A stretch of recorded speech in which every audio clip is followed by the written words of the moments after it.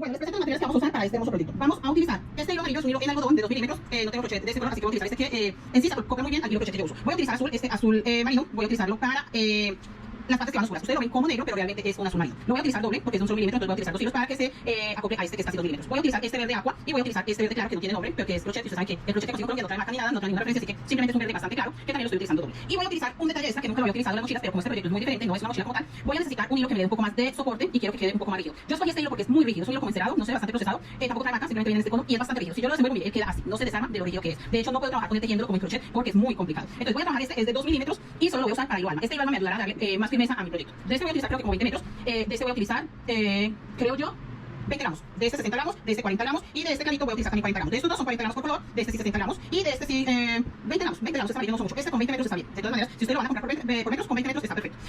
Aguja.